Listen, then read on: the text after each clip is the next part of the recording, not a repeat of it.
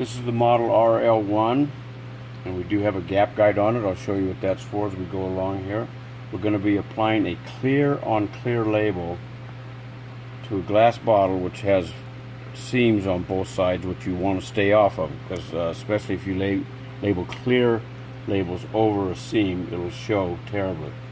So what we do is we put the bottle in and we locate the seam about 3/4 of an inch away from the gap guide. That tells us that we're in the right spot to start the label. And we're going to be applying a back label first because it has an indicator on it. This is a recycle symbol that I'm going to bring to the gap guide.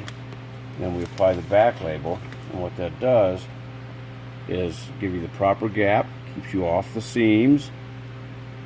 And you can see very closely that there's not a wrinkle or a bubble in the bottle. So once again, the bottle goes in the machine. We locate the seam about right here, about 3/4 of an inch away from the gap guide. Apply the front label. Come around to the recycle symbol that's on the back label, and we apply the front label.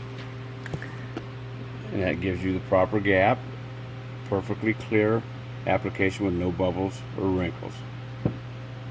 Once again, bring the bottle over 3/4 of an inch away from the gap guide on the seam.